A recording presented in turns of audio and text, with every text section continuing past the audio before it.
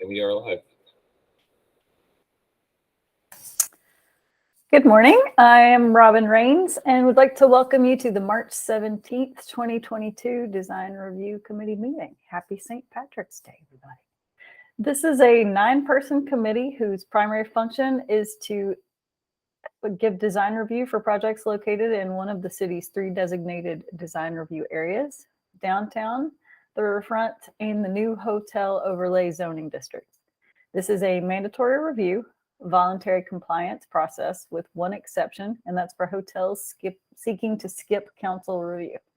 Hotels taking advantage of this incentive must receive a positive recommendation from this committee.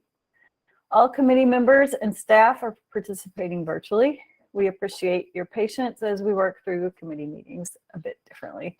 We are streaming live on our virtual engagement hub, which is accessible through the virtual engagement hub link on the front page of the city website and also linked on the committee page. You can also watch the meeting on the city's YouTube channel.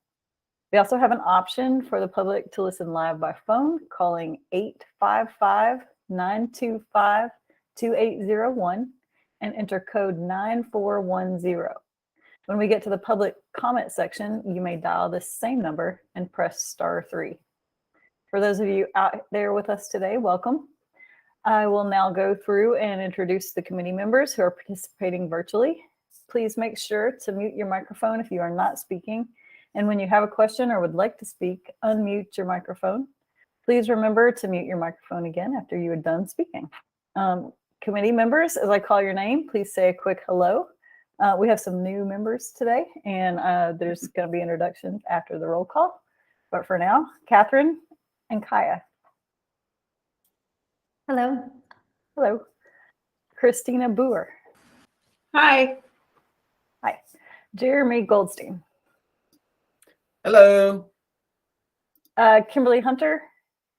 She emailed and said she was going to be late, so I don't think she's joined us yet. Stephen Lee Johnson. Good afternoon. Brian Moffitt. Hello. Ricardo Sejo. Hello. And I am Robin Rains, the temporary vice chair. And now we're going to have new member introductions. And I guess just say something about yourself. Say a quick hello. Kate and Kaya. Hi, thanks so much. I'm really glad to be here and meet everyone. I'm a landscape architect at Living Roots Inc. and currently serve on the Riverfront Commission as well. Christina Boer. Is that how you pronounce your last name? Yes, you got it. Okay. Hi, I am a designer at Laura Hudson Architecture in Asheville, and I also grew up in Asheville and was gone for a little while in Charlotte, but I'm happy to be back and excited to join the team. And Ricardo Sejo. Hello. I'm relatively new to Asheville, but have been visiting for many years and moved to Asheville during the pandemic and hoping to make my contribution moving forward.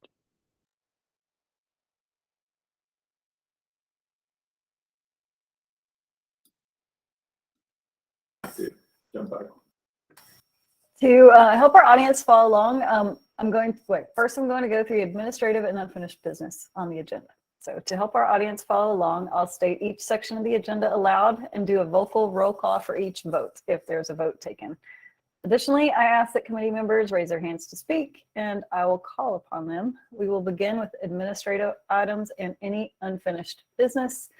And first on the administrative items are the approval of the minutes from the February 17th, 2022 meeting. Did everybody? Motion to approve. Okay. Motion to approve. Johnson. Second. Okay, that is approved then, and we have to do a roll call vote. So, Catherine and Kaya, I know you weren't here, but you still have to vote. I read the minutes and watched the film, so yeah, I vote Okay. yes. Christina Boer, Yes. Jeremy Goldstein, Aye. Stephen Lee Johnson, Aye. Brian Moffitt, Aye. Ricardo Sejo, Aye. and I am an aye.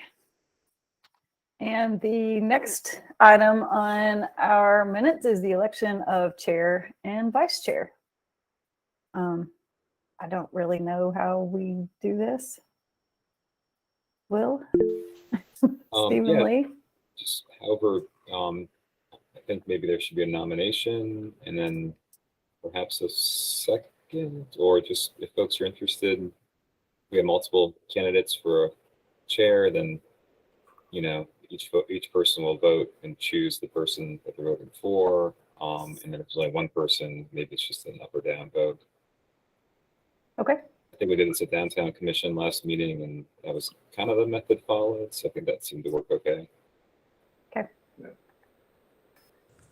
Stephen Lee, you have your hand raised. Yeah, thank you, Robin. Since we don't have a nominated committee, since this is a committee of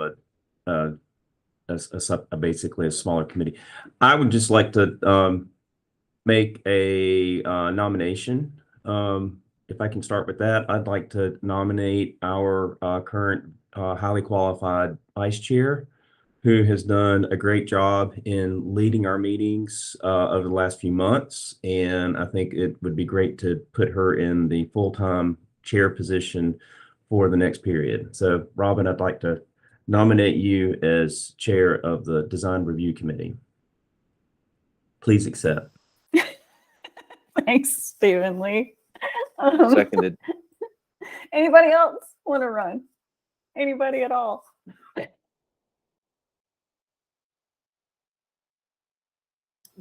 Anybody else have any nominations? You're doing such a great job. Okay. All right. Well, thanks. Then I move we close the nominations and have a vote. okay. Do we have to go through a roll call with this too, right?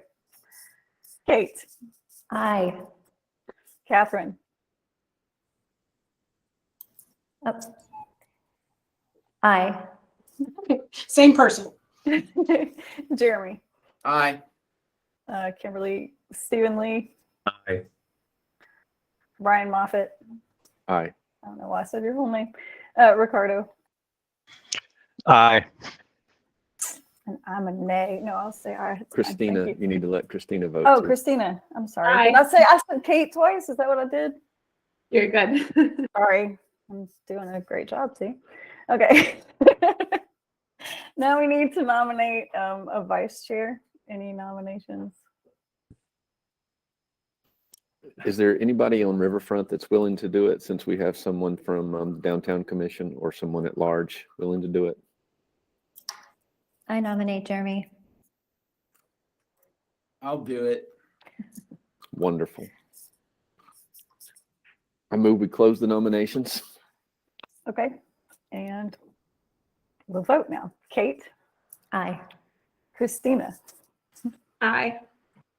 Jeremy, Aye.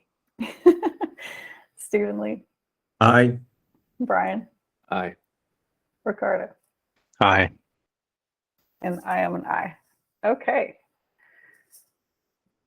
Now we will move to new business, the informal design review. The first item on our informal design review was 72 Broadway Street, the Create Chair, Create I think we're project. going to start with the formal item. Yeah, I was going to say that was being, oh, we start with the formal. I skipped it. Sorry. Let's course. go back to the formal. That is the Swannanoa Greenway, segment 1. Great, thank you. Good afternoon. My name is Will Palmquist. I'm a planner with Planning and Urban Design. Apologize, my camera is having technical difficulties, but I am here and I am wearing green. If you all have problems hearing me or seeing my screen, let me know, but I think otherwise things are working on my end. This is a review for the Swannanoa Greenway segment 1, which is a 0.84 mile greenway along the Swannanoa River. We also have Lucy Crown from the Transportation Department with us today to answer any questions and provide more details. We were thinking of starting out the presentation with the video on YouTube that does a really great job as an overview of the project. You all might have watched this already, but folks viewing viewing remotely or viewing afterwards might find benefit to watching this. It's on about 5 minutes, so I'm going to play it, and the audio should come through on your end as well. So if it doesn't, then let me know and find another way of doing it. But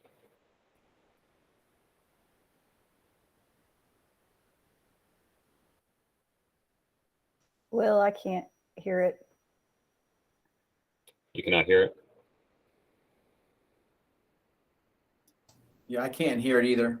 Okay. Will, do you have external speakers? No, I don't. I thought maybe it would work as I shared it. Can you try it? I could Sasha? do it. I don't have the link. Hey, Okay. Will, Yeah. it's Lucy. Try to open it up through the YouTube channel and see if that works. Through the city's YouTube channel. Just on the, if you click on that, I think it'll say go play it through YouTube. And oh, you might already be doing that. Yeah, I'm on the YouTube page now. I'll just Is there an option to share computer audio under the presentation part? yeah, I thought maybe there would be. But I guess what I might do is I'm going to write the link into the chat. Sasha can pick that up. You want to watch at home? I'm not really a Nora Jones fan. I don't know how those were chosen. But, Swannanoa Greenway will be a major greenway. Just a second. Yep, thanks, Sasha.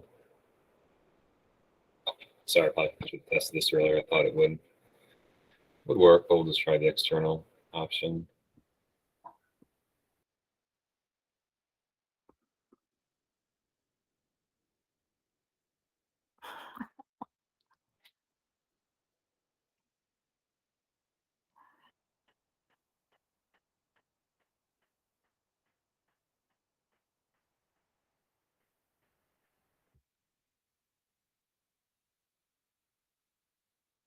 Unmute. I have to unmute myself.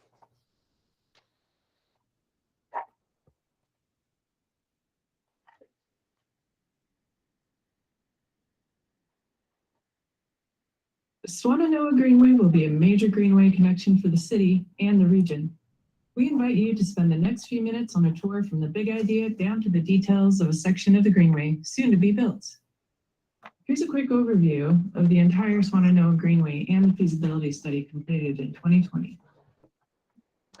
Swannanoa Greenway is part of a much larger planned trail corridor known as the Fonta Flora Trail.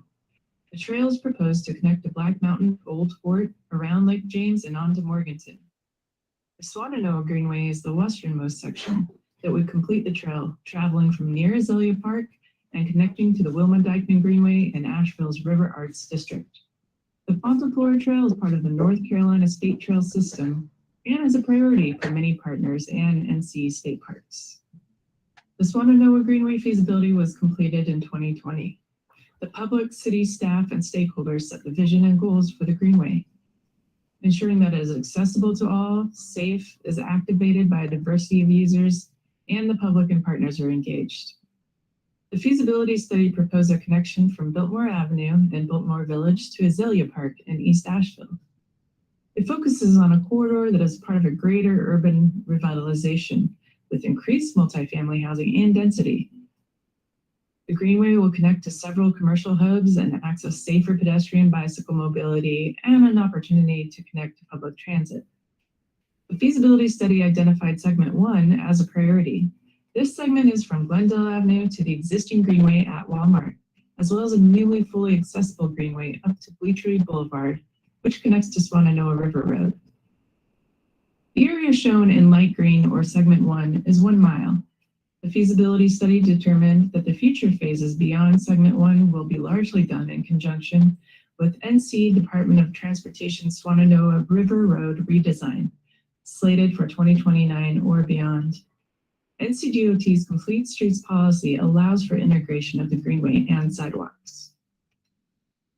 So now you know the big picture. So what is the first section going to look like? Have a look at the Swannanoa Greenway segment 1 flyover, and then we'll get into the details.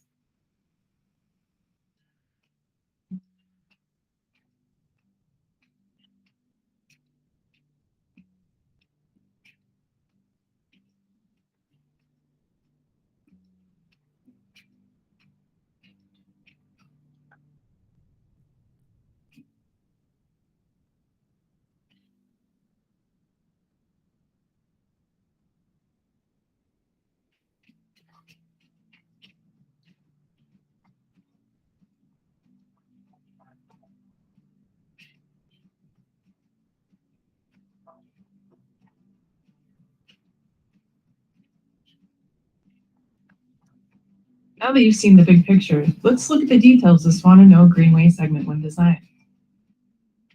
The 12-foot wide greenway is shown here as a white line. Let's look at the details. Starting near the intersection of Glendale Avenue and Thompson Street, the greenway will travel along the river. Quick access will be provided via a trailhead with some parking and stormwater treatment that ensures water runoff from the greenway is treated before entering the river. A trail kiosk and plantings will also be part of the arrival experience. Near Brewery Cursus Keme, a boardwalk and retaining wall will be constructed to protect several mature trees that stabilize the riparian floodplain. These elements will be designed to withstand flooding. Also from this section to Wood Avenue, a concentration of riparian buffer plantings and invasive plant removal will occur. The greenway will travel underneath a bridge that connects to the River Hills Shopping Plaza, where Dick's Sporting Goods and Haverty Furniture is located, with more opportunities to capture and treat stormwater. When the greenway nears Wood Avenue, an ADA accessible connection will travel up to Wood Avenue, with important connections to commercial and a transit stop just south of the greenway. The greenway will continue on, traveling underneath both Wood Avenue and Interstate 240, where it will connect into the existing Riverbend Greenway near Walmart. The city is pursuing additional funding for a connection up to and through the Walmart parking lot that will connect Greenway users to Bleachery Boulevard's bridge and the Swannanoa River Road intersection. This addition will be a separated and buffered greenway. Here's a detailed redesign of the Bleachery Boulevard Bridge to accommodate the greenway. A pathway of around 11 feet will be separated by a 5-foot buffer. The existing bike lanes will be removed, with the pathway serving as the replacement. The intersection will be updated to meet ADA standards, and a sidewalk extension will connect to nearby transit stops. You might be asking, when is the greenway going to be built? The great news is that voters passed bond funding in 2016, so there is money to build the greenway. The project timeline for segment 1 of the Swannanoa Greenway has a milestone this spring of 2022, with all design or construction documents complete. In summer of 2022, the city will bid the project out, and in fall 2022 to 2023, construction will occur. For further updates about this project and the greater Swannanoa Greenway corridor, visit the project page on the city's website shown here. Thanks for your interest and support of Greenways, and happy trails.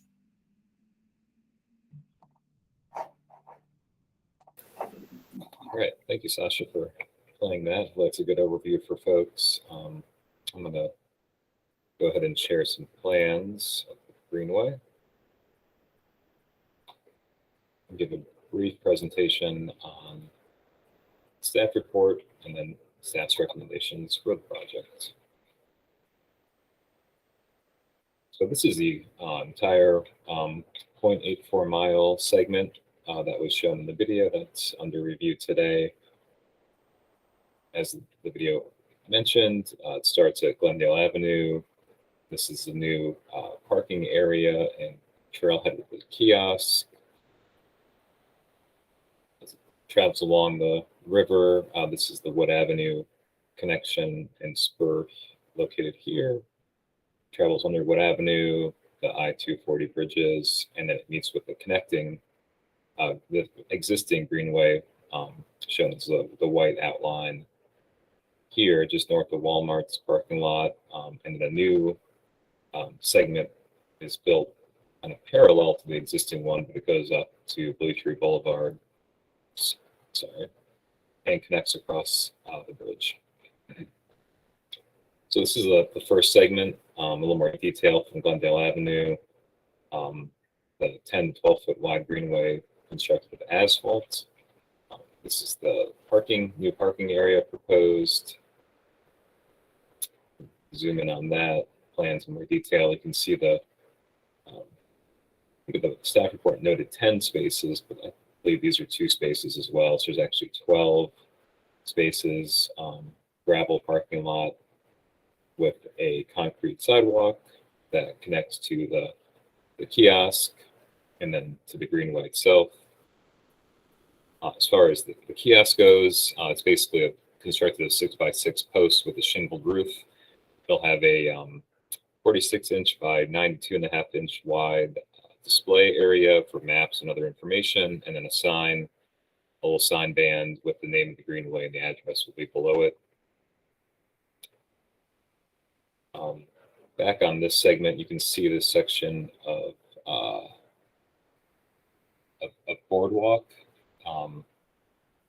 and that's kind of due to the terrain of the riverbank there, and that boardwalk's going to be constructed of concrete permatrack treads.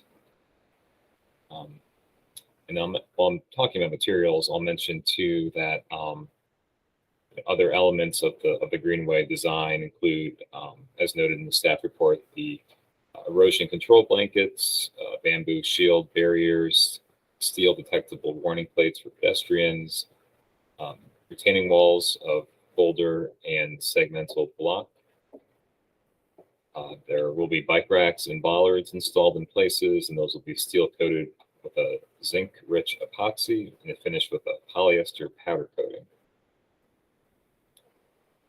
Let's see. On the next segment of the greenway, I believe it's relatively unobstructed, no bridge crossings or boardwalks necessarily. You can see there is a area that will be surrounded by a chain link fence, and that is for the monitoring wells, just at the north end of Simpson Street. So that's shown in more detail there. Let's see, the greenway continues under the private access bridge to the River Hill Shopping Center. So you can see in more detail the connection up to Wood Avenue, and it continues to travel under the bridges. And on the next page, you can see its connection to the existing greenway,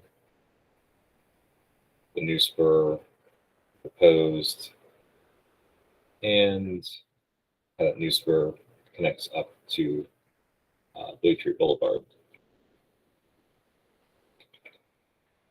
So that is an overview on the route of the greenway, some of the details about the elements of it as well.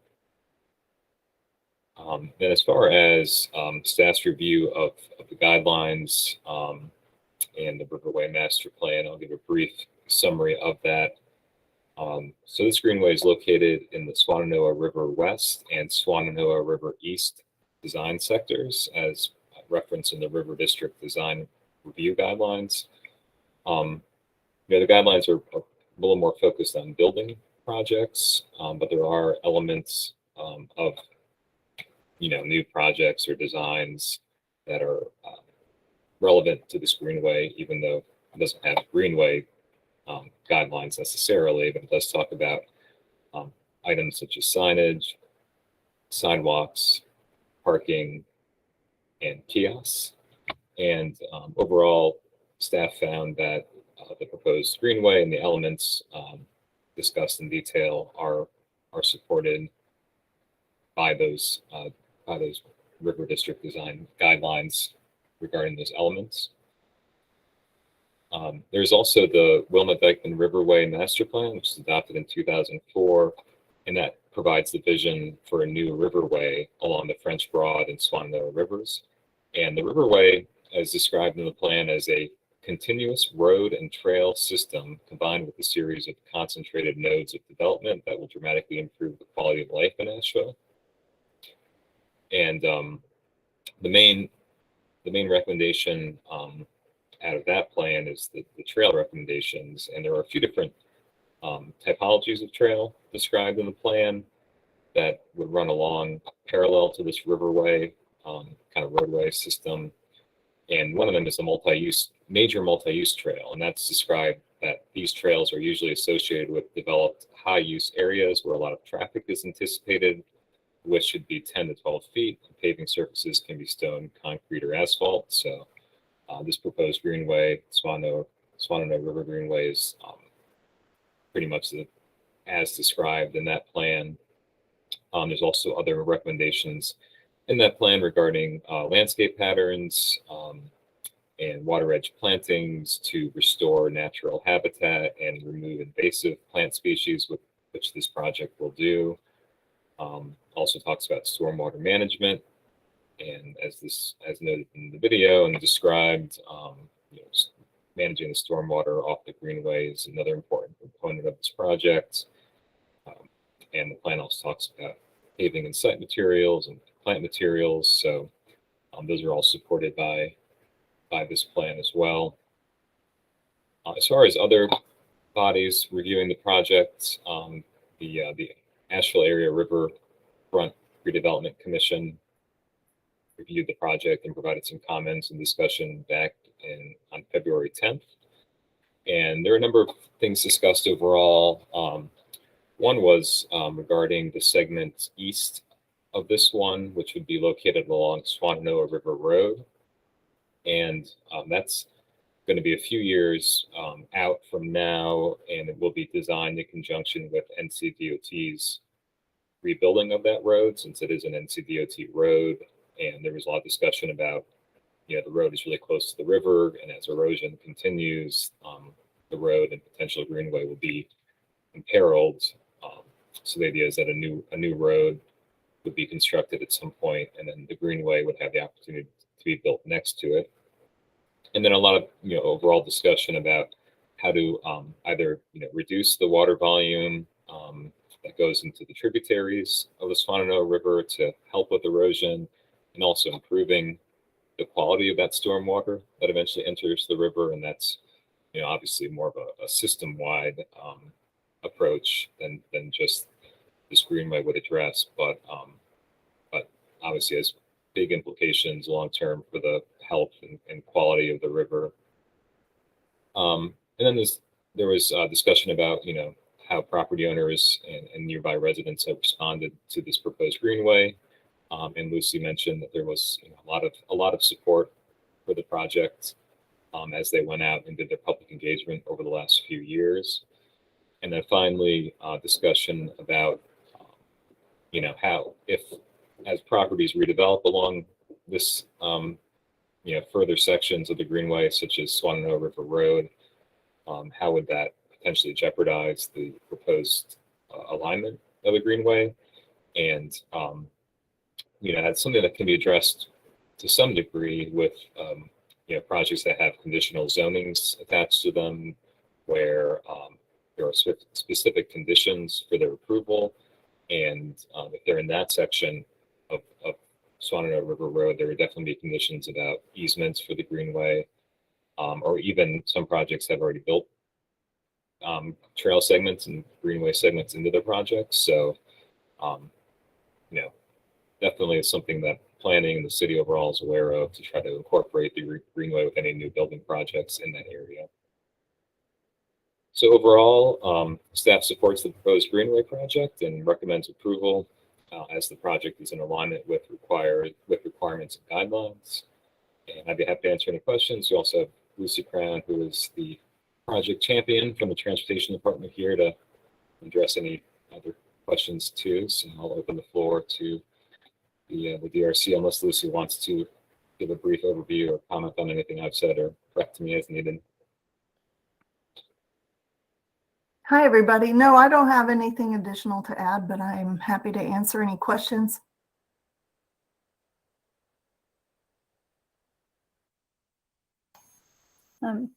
Does anybody have any? Stephen Lee.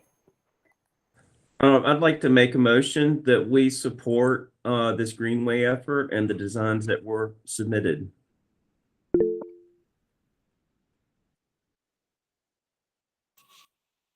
Seconded. Chair, do we need to open for public comment? Yeah, I was going to say, I think we need public comment before we do this. We did have one emailed public comment, some concerns about pedestrian access at Wood Avenue, South Tunnel Road. Do we have any callers? Chair, we do not have any callers. At which avenue? Wood? Wood Avenue, yes. The comment was regarding the Wood Avenue connection. So the commenter says this is a subpar connection, given there's no safe pedestrian or bike crossing at the nearby intersection of Wood Avenue, South Tunnel Road, Swannanoa River Road. Anyone traveling to or from the business district along South Tunnel Road cannot safely cross over to the Wood Avenue spur. So they gave some recommendations. I don't know if I'm supposed to read the whole thing, but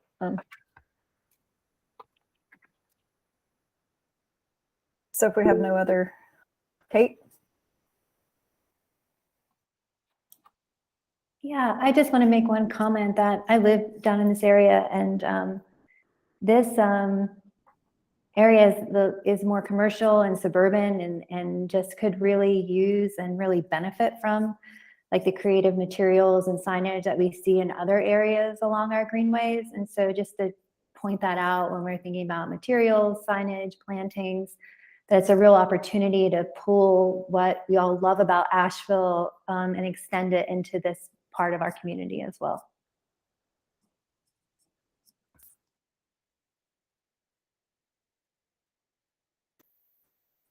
So we have a motion on the table. If there's no other comments, we can vote. Does anybody else have any thoughts or comments?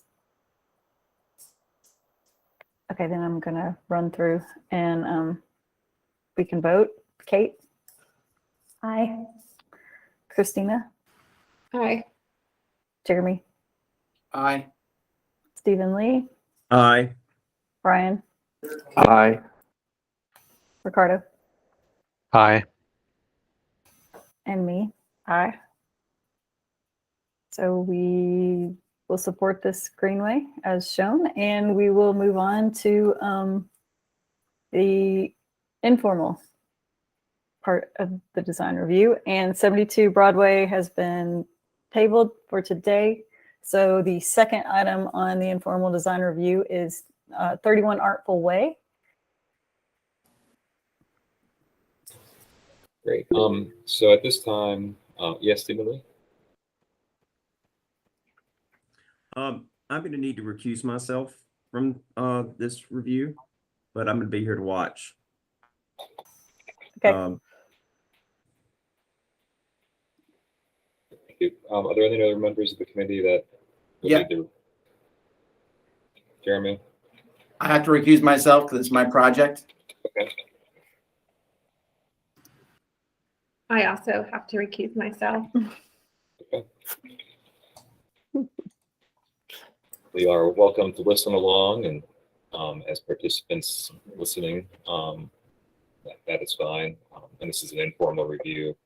We'll invite the applicant to share their screen and present materials as they would like, and then get some feedback from the committee. So I don't know who all is going to take the lead on that. Laura Hudson is our architect, will take the lead on that. Okay. Do you want to share your screen, Laura, and present the plans? Do you want me to? I guess I was thinking, formal review, you go in and do the introduction. Informal, I just take it away? Yeah, Okay. yeah, absolutely. You're welcome Now, to. we sent you some drawings. Are you going to be presenting, or do you want me to pull up what, because, hold on, let me grab these, sorry. Yeah, if you want to, it's probably just Better for easier me to since do you're, it? Okay. yeah, since you're going to be speaking to them and You got it. speaking directly to the committee. So feel free to pull them up and share your screen and present. Sounds good. Okay. All right, well, hold on. I'm sorry. I was not quite ready. I was expecting this to be a little. Oh, sorry. Yeah, I have no Um, formal presentation prepared. So And of take your course, time. I can't find the drawings because we're having some server issues. I emailed them to you this morning, Laura. They should be. That's in where the they will email. be. Let's see, we can do this. Okay. Okay.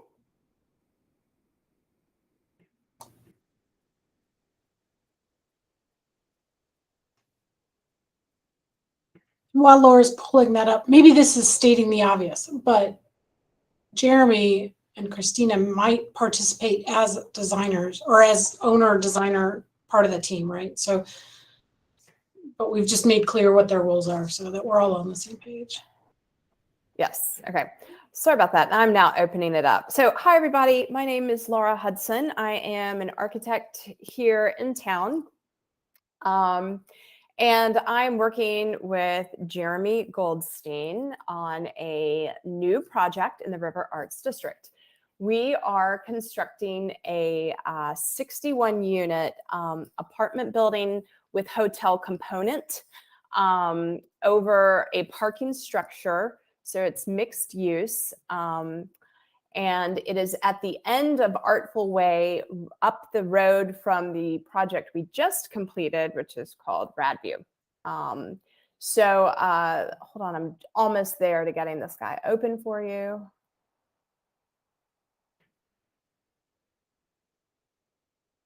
Okay, here we are.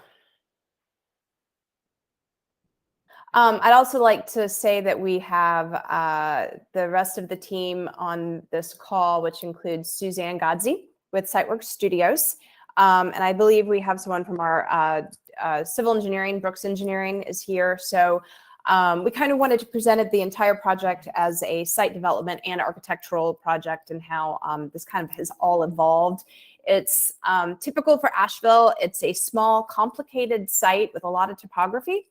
So we're going to walk you through how we've created our form. And so to share, let's see, I'm going to just share my screen. Let me know if you can see the drawings. Yeah, looks good. Okay. So this is a rough site plan. I don't have the map up. I could pull up Google Maps if you want to see it. Would that help orient you a little bit before we get started? Sure. Right. Okay. So here we are. We're going down to the River District, right down in this area. And turn on the topography. So right here, this is the Klingman coming down to Haywood. This is Roberts right here and Depot. There's Riverside and the river. We just completed, you can see its skeleton right here, a project called Radview. And it's a 4-story mixed use project. And as you come up this little road, it was renamed Artful Way. It comes across a bridge right here. It was the Thunder Road Bridge from the bootleg movies. I don't know what year, 40s. And then it dead ends. At 1958, Robert Mitchum. Okay, 1958. It dead ends at this little knoll. And at one point, this road, interestingly enough, did cross and connect over here. And that's why it was all called Park Avenue. But when the Klingman Haywood came through, it kind of busted up that connection. So it ends, so it's a little bit of a bridge. And you might have remembered there was a burned down house that burned down several years ago and it's kind of over the Gray Eagle.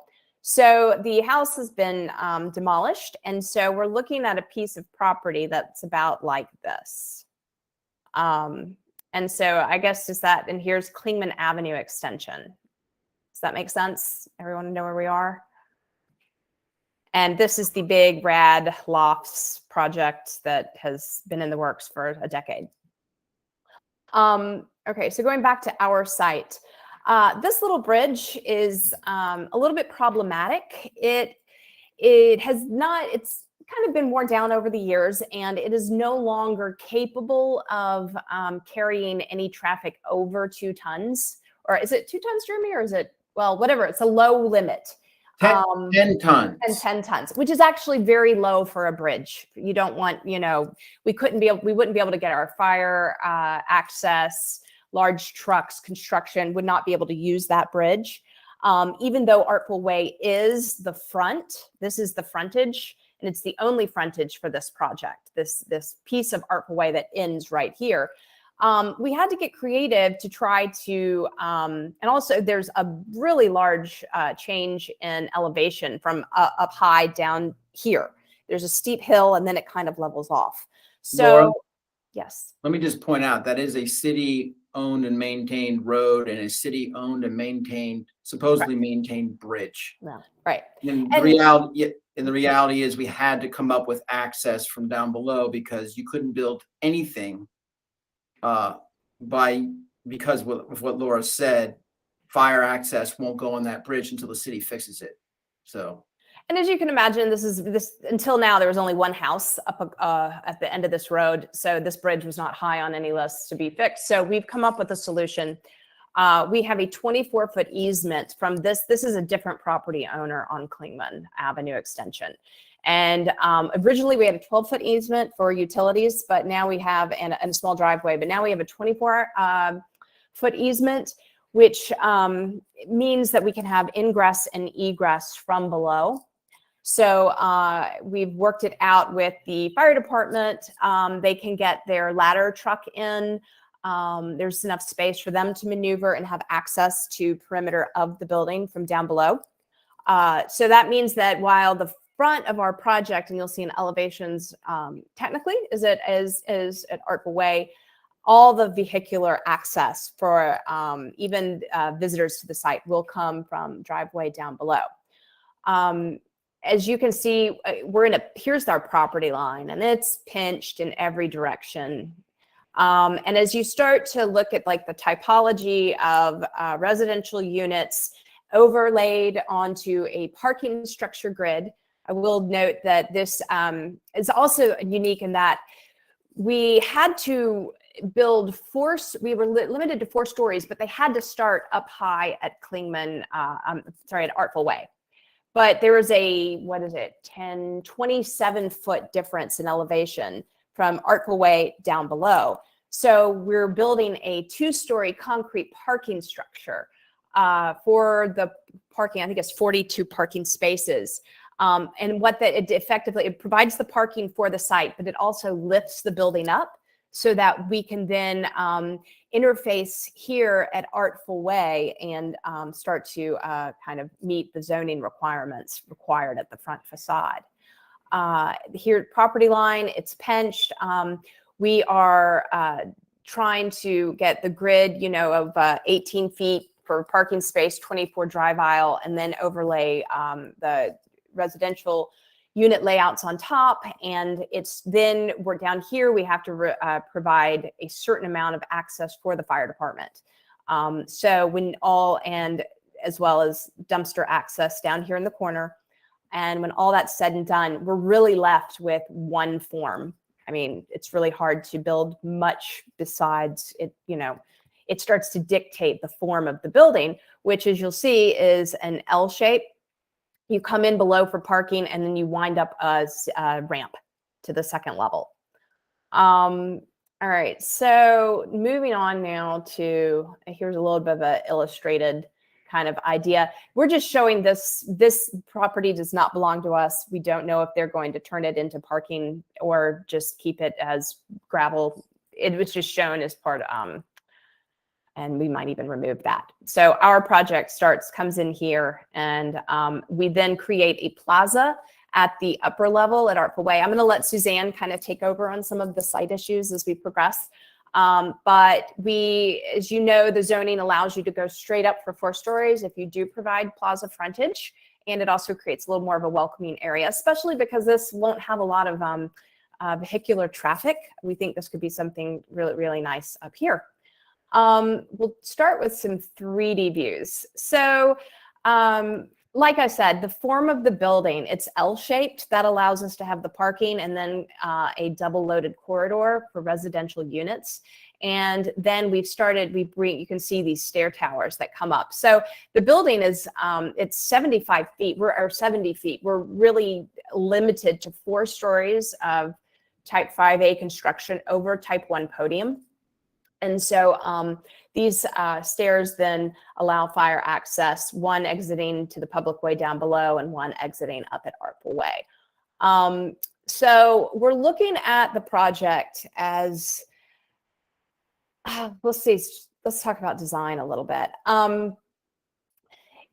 There's so many residential projects being built in Asheville right now. And very often that typology follows a more suburban type of massing, and they're very long, and they try to break up the facade vertically with kind of pushing things in and out. I think sometimes it's almost to give it a sense that it's multiple buildings instead of one large building. So our building is actually not that large. It's not over 150 feet long. We do have a break at the front where the that's going to be the entrance to the project, and there will be retail all along the first floor. I can show you elevations as well. So this idea is that it becomes very kind of like open and lively along the Artful Way facade.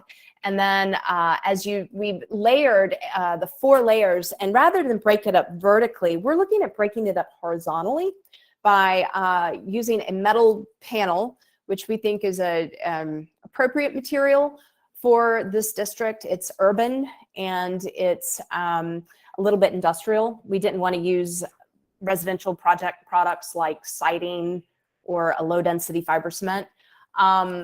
So we are breaking it up horizontally by kind of layering it in a gradient from light to dark. And then as well, you can see these stair towers coming up, and let's get the updated elevations here. These stair towers we're cladding with a really high density fiber cement, similar to, it'll probably be American fiber cement or Swiss pearl. And what we're proposing is different textures of this material, but all in the same color. And there's a rough, a smooth, and a ribbed. You can see over here. And so that will allow us to kind of start to play with some variation and add texture to these large masses, because a lot of times these are the exit stairs and don't have windows. While at the facades themselves, we're just keeping the metal panel and the gradient. We're showing large windows, and there's a lot we can do with fenestration to add sort of interest to these facades, but they're not that big. You're looking at basically 4 units along this front facade. And we're using pops of color. Just, we've looked at all kinds of ideas of going crazy with color, and we keep scaling back, and we just want it to be something very minimal, just a little bit of jewelry kind of added to it, but something that doesn't, it's something that'll age well, hopefully. As you can see, then this is along the Klingman Avenue extension side when you come in. So we're screening the parking deck all the way around. We are using natural ventilation. We are showing screens, and we're wanting these to be kind of industrial, kind of low tech, nothing too slick. That will have maybe a welded wire mesh with, then we could throw in, we're starting to pick up, you saw the circle in the front facade right here that takes you into this kind of like entry lounge area. And then we're starting to pick up that language a little bit as you go, a little bit on the interior, and then kind of around the screens, tying that in. Let's see, coming around the building. This piece pops out just a little bit, but the fenestration pattern changes, mostly because we're too close to the property line. We have to start adding rated glazing, but it gives us an opportunity to kind of change up this pattern on this piece of facade right here. And then as you can see, we're sloping the roofs of the stair towers, partly we just didn't want to create big bathtubs up high. So that way we can pitch water down to the roof and drain off the larger flat roof. I think we've experimented in lots of different ways, breaking up, throughout this, looking at color, looking at pushing planes in and out, and we just don't want it to become too busy. It's not as big as you might think, and we're just kind of sort of playing with the forms that you see of the gradients with the slope of the towers.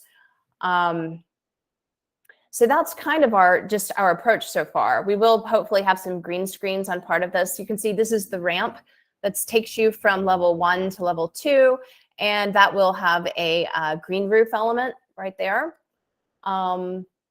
We do have an outdoor kind of gathering space. This isn't quite updated to what's shown today. I think we've got newer renderings. The outdoor element, just kind of an amenity space, but other than that, there won't be any kind of high intensity use for the public other than just the folks that live or stay in the project. And then parking will ingress and egress from down below. Let's see. This is the current site. Well, here's our photo. There's the Radview project. Here's the road. And then it's, the house has been demolished. There's a handful of shacks and different levels of disrepair that will come down. There's the Great Eagle right there. And we'll be coming in and out of the project. Let's see, here's some more views. There's the bridge. And, you know, I know folks don't want to see sometimes development in this area, but we certainly believe this is an improvement to what exists right now. It's not really in that great of a shape. We will do a tree study and include that. And Suzanne can talk more about it. There's the house that's been knocked down. Let's see. I don't know. So Suzanne, would you like to go ahead and take over and talk a little bit about the some of the landscaping and you want me to come up here to this piece again? Yeah, the landscape plan would be a good place to start. Okay. To talk. Okay. Hi, everybody. I'm Suzanne Godsey with Sitework Studios. It's great to be here today. I've enjoyed working with Jeremy on this project and Laura as well. So as Laura was defining all the constraints that we had, one of the things that popped into my mind was like, well, this site kind of just made itself. You know, you have your access, you've got sidewalks you need to get in, you've got your building that meets, you know, program for the client. And so what you're left with as a site designer is like, okay, let's get the missing pieces into place. And once those minor pieces are in place, the rest of it's just gravy. It's all fun. So Laura had mentioned to me that her interiors theme is kind of 80s punk rock. She's got the pop of the purple color that of course got me super excited. It makes me think of color in the landscape and playing with texture, getting a little funky with planters and benches and that kind of thing. So our site furnishings are going to relate to that theme. So what we have on Artful Way is we've got a required sidewalk, but we've also got a plaza that gets you into the space. It gets you into our commercial doors as well as into the open plaza that we've got. We've got a terrace that is on the northern side. It's shaped a little bit differently than what Laura had originally shown. We're still playing with that shape, but I kind of like where it's going right now, replicating that circle that you find on the building elevations. So I think we might move forward with that. It's also a little bit larger. It gives the users of that space some more room and some more room for some site furnishings. So not too terribly much to highlight in terms of the site plan. We are required to landscape the parking deck per code. So we will be screening ourselves off from the Great Eagle as well as the east, I think that's the eastern side with, I think that's Mr. Finger's piece of property between us and Klingman Avenue Extension. We've got some required street trees. We've got 2 that are in the landscape and 2 that are in tree grates. I selected these square grates for a reason. In a curved road, it's a little bit challenging to do the longer grate, so it will still have the silva cells underneath it. It's just easier to turn a curve with the shorter grate, so that's why those 5x5s are selected. We do have to screen a little bit of that retaining wall that's between the dumpster and holding up the slope up on Artful Way. Other than that, it's pretty much it for compliance stuff. So again, all the rest of this is just fun. Laura, if you want to go down to that first plant palette. Perfect. Okay, so like I was saying, let's get some fun color in here. We've got some of this Florida Sunshine Anise, which typically on a normal day is not my favorite plant, but I do like it in this application. I think it's going to look fantastic. We've got some playing with texture. We're playing with different colors. We've got a good mix of evergreens and some grasses, as well as some flowering plant material for summer or spring and summer interest. And then we've got some fall interest as well with the ginkgos, which will turn that beautiful yellow, and the autumn fern turns a really nice bronze in the fall and in the winter months. And then the next one, Laura, thank you. This is some hints of some product imagery that we're playing around with. We are looking at doing a green screen. The company's name is Green Screen. And we are looking at putting crossvine on the green screen, which I think will be very successful. We've got Green Theory planters. These planters are great. They are custom-made planters. We've used them on other projects. They have really great plant palettes. They can do custom colors. So we've got some hints of some color palettes that we might pull off of, complementing either going with the pink or complementing the pink, something of that fashion. And then putting in some really cool plants inside of the planters for interest. And let's see what else. Oh, the other thing, we know that as you're entering the site, you're going to see the building off to your right, but you're also going to kind of be faced with the dumpster screen. So what we'd like to do is really highlight that as a feature instead of a detriment to our project. So we're looking at a couple of options. There's these Revamp Panels. There's two different types shown on this. I personally like the one that's showing up in the black and white. I think that's really cool and it goes with the building really well. And or we'll do some type of veloured screening, something that's a little bit unique or different, but just give you something great to look at visually as you're coming in before you head into the parking deck. So those are our thoughts and design concepts to date. If anybody has any questions or wants to go back and look at the landscape plan, we can do that too.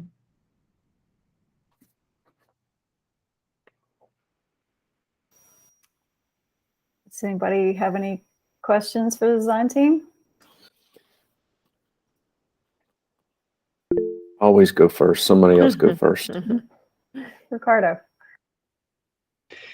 Thank you. Yeah, I wanted to say I really like this design. This is I think this is a very nice balance of you know, contemporary modern look that I think fits Asheville very well. I have one question about the roof. Can you speak to, you know, what that might look like, you know, mechanical units, if you're going to have any screening, anything like that? Yeah, so this will be a flat roof project and there will be a lot of mechanical units up on the roof. The parapets should do a pretty good job of screening anything you're going to see. They'll be inset from the edges a bit toward the center. And this will be one of the highest points in this area. I don't think anyone's going to be really looking down. So it is our intention that the parapet will pretty much screen all of the mechanical units. I was also going to suggest that it looks like the north elevation, you've got that bit of roof sticking up on the stair tower. That'd be a cool place for a little pop of color because you can see that as you're coming down Klingman, right? Yeah, you know, we have toyed so much. I mean, that's just something I think love to get a little feedback on. You know, we've looked at colored panels. We've looked at, you know, we are thinking we could, these little fins that pop out around the windows, and we're trying to create this language that follows through. You can see them on this side, that at each, you know, so the windows are at the end of every unit, and they're large to really, because the units aren't very large themselves. So we bring in lots and lots of daylight and views through large windows. And then at the sides, we switch to something a little smaller and wrap them with these little, you know, steel pink fins, if you will, little pops here. We're still trying to figure out what's the balance of the right amount of color. And so, sure, I mean, we can add some more.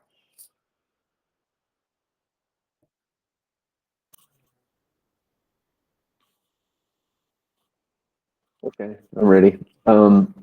So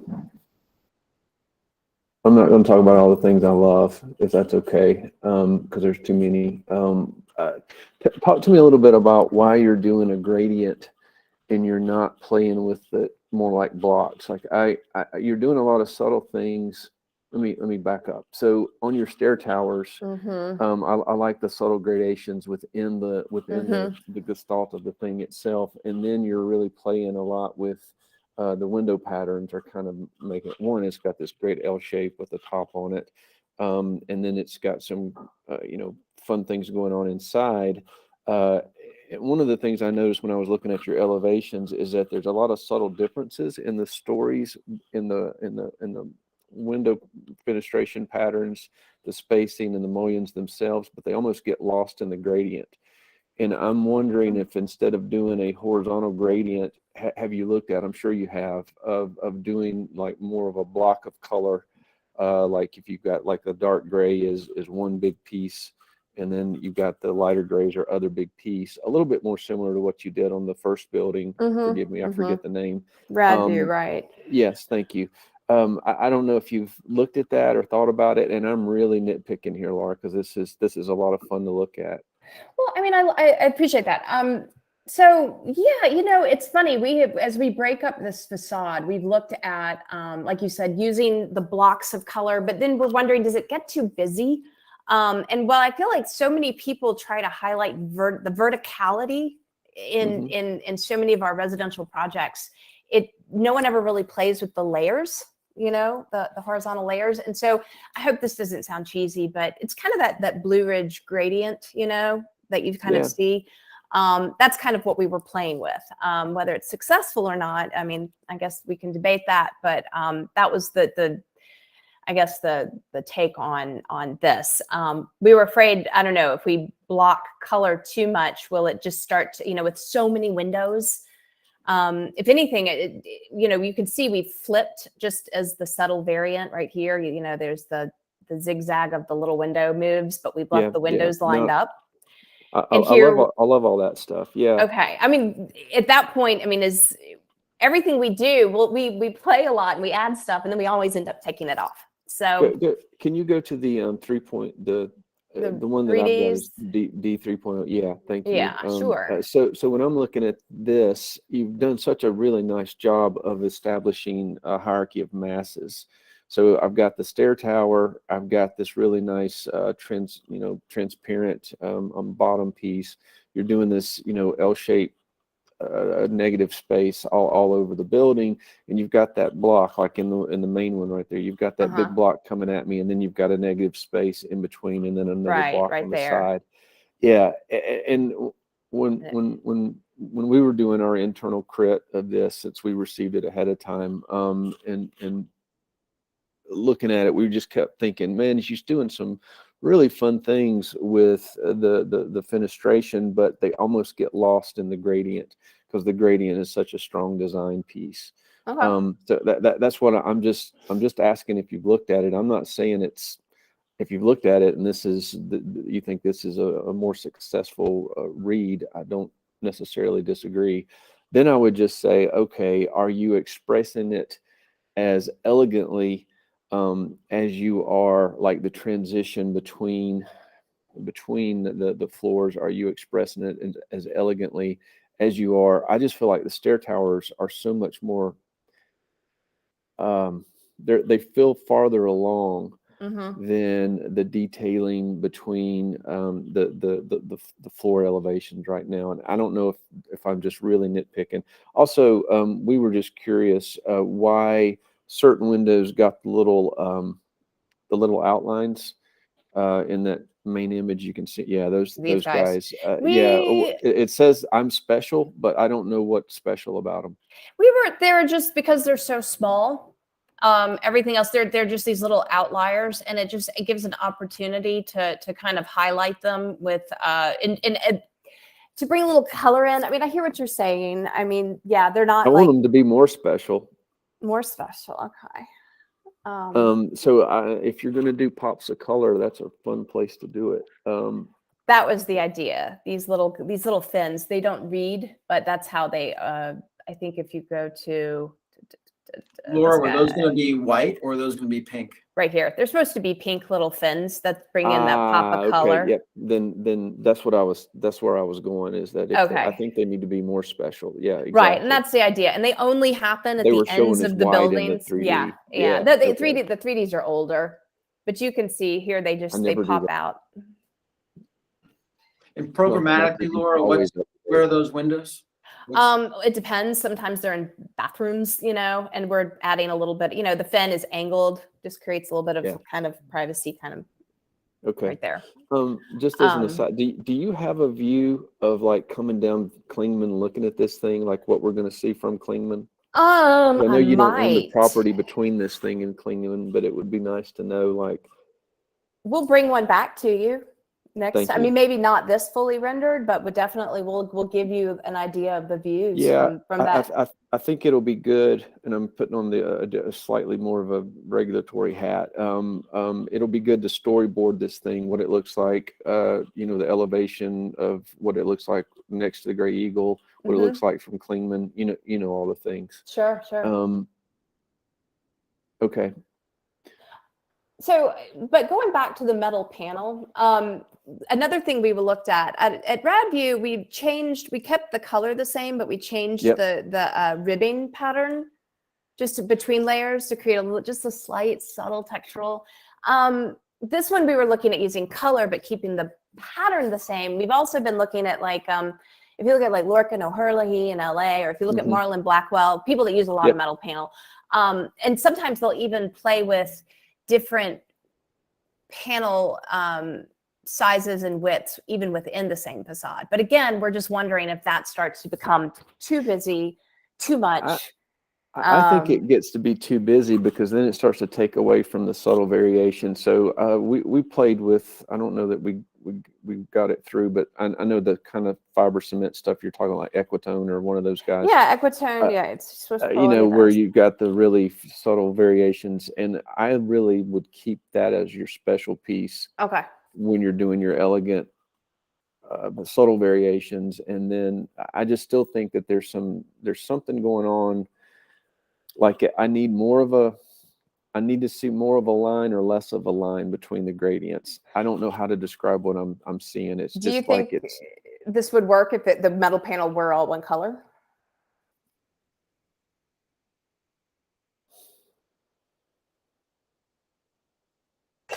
I think maybe if the metal panel didn't break in the same place every time. I don't mean all the way around the building, but I mean like the horizontal divisions are the same height, and it makes sense, but maybe it would seem more gradient if the bottom one was 6 feet tall and the next one was 8 or something. I mean, that's just That's a really good, yeah. Okay. Okay. So one of the things I think I'm reacting to is you know, a lot of architecture is mediated through how we draw now, and this feels like a Revit model that got colored. Okay. And I'm really, you know, you see a lot of those down around town. They just look like that somebody just hit 3D print on a shaded model, and seeing the floor lines so clearly. Yeah, I think you might be right. Like the bottom one, you know, comes up to one height. I don't know. You could play with that, like bring it up to the underside of the mullion or something like that. And the next one plays with it differently.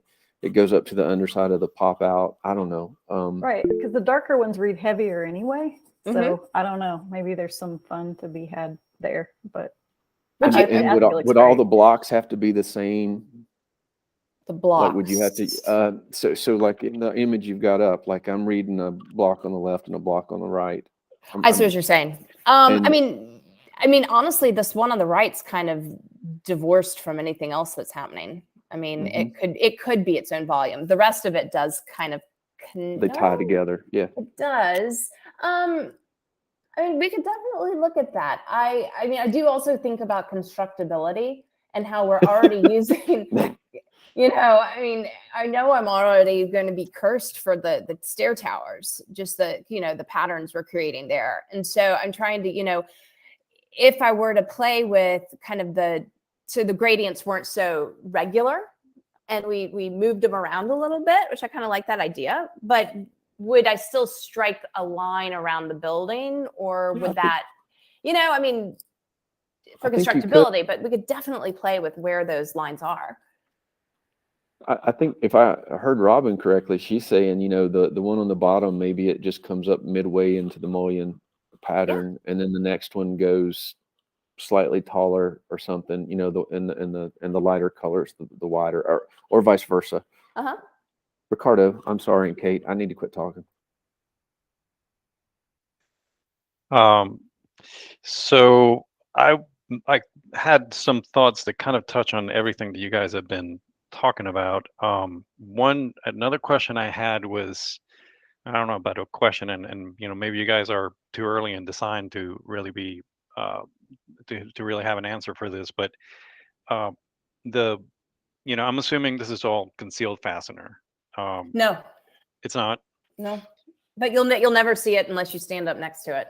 I Well, could use so pink fasteners. the trim, so the trim, like in this view, really in all the views, where that the band of color is ending right at the top of that window, right? Mm-hmm, mm-hmm. So where the panels come together, that can work out fine, but where that panel ends, if it's ending right at that window, then you're going to have a piece of trim or an extrusion or something happening there. So that's the way this works, that the system we like to use, it does come with a trim that'll run all the way across. And that same piece of trim that runs, the reason we stop it at the window head is because that same piece of trim at the window runs all the way across between the transitions. So maybe that's, I mean, how big is that trim? It's not big at all, but and it's, if you looked at the Radview project, it's the same detail as Okay. far as the transition between metal panels. Okay. So maybe, I mean, I think maybe that comes into play when, if you're looking at, because I really do like that idea of a variety of depths for the colors. I really appreciate the horizontal, I have to say, because I agree. Everybody's always playing with the vertical, and it's because buildings tend to be long, right? We're Right. not building high. So this building actually affords you the opportunity to highlight that, because it's not that big. It's tall enough, and it's not that not that big in plan, so you can actually do this and give it a unique flavor. On the drawings we got, the I'm assuming these are operable windows. They all line up, and I like that on the more recent drawings you've started shifting them around. Like this. I think Yeah. at one point we had also broken them up, and you start thinking about operationally, if we could have, a bigger window from inside is always preferred. If that's an entire unit right there, you walk in and most of it's glass. I mean, it's kind of, we're trying to connect you since they're not huge. So I think in the previous one you'd seen, we may have split, but now we're showing these as one unit. Okay. Yeah. But we did, like you said, we did flip flop just the operable portions. You see a lot of projects today where windows don't line up, and I've done that before, and I think it can be a really great kind of design tool, but it looked like it was just unnecessary on this one. Well, on the previous version where you had them split, I think, I was going to say, I think that's a really great opportunity if the floor plan allows it, to actually like shift them in the vertical plane as well. I mean, not in and out obviously, but just side to side, because you had basically you had a unit that you were flip-flopping around, but that unit was staying still, as opposed to shifting, where you have the thin windows over. And I don't know that that's necessarily good. You guys are heading in a different direction, and with the I don't know how that plays out if you start switching the depth of the colors, but right. On the stair towers, I also really like what you've done since, because on the drawings we got, the stair tower had, it's what you have on the 3D renderings that looks, this is the newer one, right? So in the older one, it actually looks, it kind of reminds me, if I'm honest, of one of the museums on the National Mall in DC. It's got that sort of stonework, and I like this a lot better. It's a lot more playful. It's a lot more interesting, and it also responds to the top, because on the other ones you had that thin band, that had 2 or 3 depths of bands. Right. No, we've definitely lined it up so that the breaks in the panels are corresponding to like you said. Yeah, but then at the top, you allow it Right. to continue as opposed to, continuing that pattern that you had, which was then getting chopped off by the diagonals.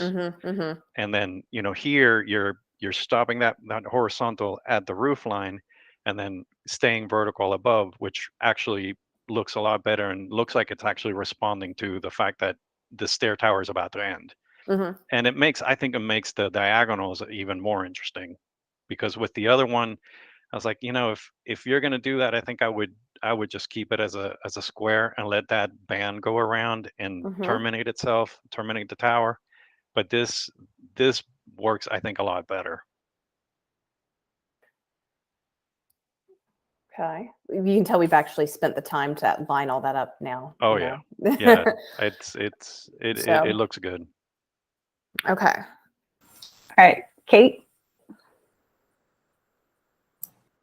Okay, so I'm going to shift gears to the site and landscape, and I just really want to acknowledge that I feel like, I really appreciate avoiding the suburban massing and architecture and structures, but I just think you all did at least, looking at the renderings, a tremendous job avoiding that in the landscape, which just doesn't happen here in Asheville. We design these great buildings and like very forward thinking, and then we do just the minimum compliance, so I just really want to commend the thought and the effort that went into all of these leftover spaces around the building. And it would have been very easy to just, throw in a few things and that be enough. And that's no simple task. So I just want to acknowledge that. If you could go to the rendering page. And when I talk about this, I really appreciate, we're seeing containers, we're seeing terraces, we're seeing traditional graded trees. So we're stitching vegetation in very creative ways. These are also ways that are very easy to be value engineered out as we begin the budgeting process and going into value engineering. And I would really encourage, the client and the design team that's what makes this special, this site special. And so if that ends up being cleared out or diminished, then I think it won't be as strong or as special. And I think that's a really important point to make. Let's see, I really think this is landscape forward. When I look at the renderings though, I see these really fluffy, leafy, large trees, which again, I love seeing larger canopy trees as opposed to flowering understory trees, which I love, but just in this context, it would be nice. But I saw just the ginkgos on the plant list. So just wondering if maybe there are some other larger canopy trees that could be worked in. And I think, so then I'm also going to get on my soapbox about green infrastructure. I love seeing the green roof and the living facade incorporated in there. But just also like to point out that green infrastructure in terms of green roofs are really nice to look out onto. That's nice, but that large upper roof isn't a huge square footage, that a very thin, lightweight system that maybe doesn't look great all the time, like this beautiful garden, could really be operating as a utility green roof or as a utility building system. So I just wanted to point that out as well. But just overall, I just really think it's important to hold strong on this landscape concept, because I think y'all have done such a great job with very, very little to work with. Thank you. I can't speak for the client on value engineering, but I can say from a precedent standpoint, we were very pleased that Jeremy accepted our design for RadView and installed our design without one change. You're welcome. My pleasure. Amazing. Nice work. Yay, Jeremy. I'm not, okay. But I Go know ahead. Laura and I, you kind of may have seen, but we've tried. Originally, I was like, we have an opportunity here. We're in the River Arts District, the Artful Way. We could put like the Partridge Family van color. We could do all sorts of things with this building. And like she had mentioned, we just kept pulling it out after we put it in. but I do recall her saying, speak to it, but she had talked about, and in terms of the horizontal design, about mimicking not just the gradient of the mountains, but like the train cars. It's sort of this sort of delineation. And again, you guys are a lot smarter in design, than I am, but and I appreciate all those suggestions, but that's sort of, yeah, we've played with a lot. I mean, yeah. A lot. I'm just gonna say I like everything you just showed. Oh gosh. I do, but I really appreciate the kind of the elegance that you've pulled it back to. Well, that's just kind of that's how we kept feeling. Every time we tried to be kind of fun and bold, it started to feel silly. And so we kept pulling it back. We're trying too hard. Yeah. And we want the design and the architecture to speak for itself, not to try to, at least I do. But so, yeah. I have one more quick question about the road that comes up to the front of the building that I think will be used more by pedestrians. Mm-hmm. Does that, in the site plan, it looked like it ended, but does it actually connect through? It does not. It's a dead end road. However, I did purchase a remnant DOT piece. So I am all about, if we can have some pedestrian connectivity in the future, or work with the greenways to have it go through. I mean, that is, the bus stop's right down there. That would be ideal. Well, I'm just wondering about cars driving up there. The only not being able to turn around today is the one I put in at Radview, which is 30 yards to the south. Right. So I'll go back to the overall image really quickly. So you're coming up. You could, if you're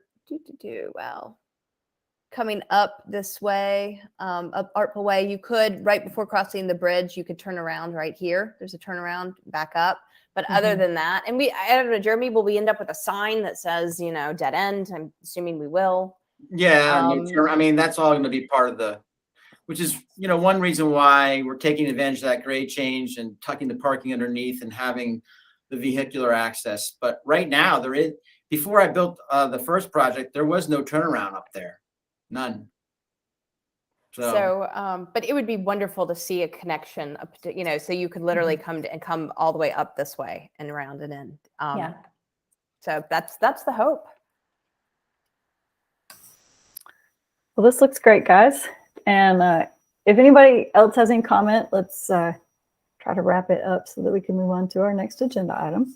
So we did have public comments via email about someone wanting the driveway to be on Artful Way. And that the thought about the part that there was too much parking. But with the bridge only supporting, I mean, I think, yeah. Does anybody else forced to have put any other? the access where we did, right? And then where the parking's required. So. Yeah, and actually that's something to keep in mind. The River Arts District is going to probably get rid of any reduction. And I don't know about how you guys feel, but urbanism is killed by the car. So yeah, I'd like to see the parking minimums go away in a sense, force other options. I would also suggest that you don't show that little parking lot in the other property. Yeah, we'll take that because that's probably misleading to the public. I would too. Which she knows I've asked her to take that out. So getting in trouble.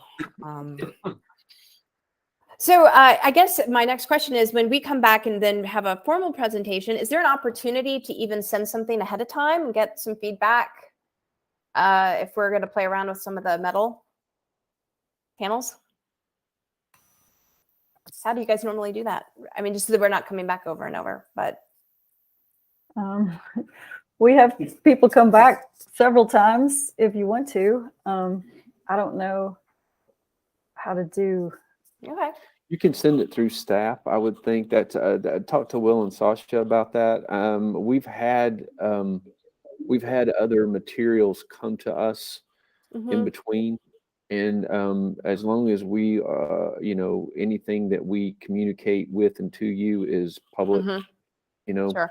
so that public can see it and search it. I wouldn't think that would be an issue. There's no, It's not quasi judicial. There's it's not ex parte communication is allowed. Any of those rules. Okay. So, but we just want to keep a good record of it. But I don't know why we couldn't do that, kind of informally ahead of time. Okay. Great. Well, thank you. Do we have any public comment on the phone? Do we take public comment for informal review?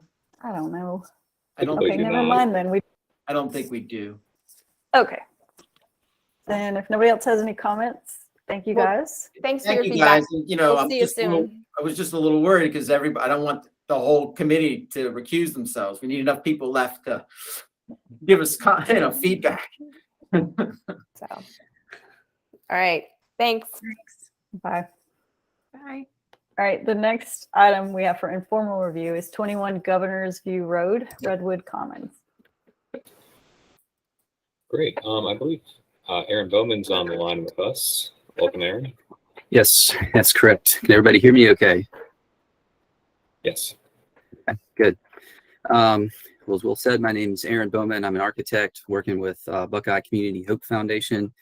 On the call today, we have some other folks from Buckeye who are here, and I believe I saw Elijah Wakefield with Miguel, our civil engineer. I think Mary Weber, our landscape architect, had a conflict. I'm not sure she'll be able to join us today, but we appreciate the opportunity to jump in here. We had a TRC meeting last week and sort of got the invitation for the review. So I know some of that information that was included really as part of TRC was sent over, and I've got some of that we'll review today. But I'm going to try to share my screen.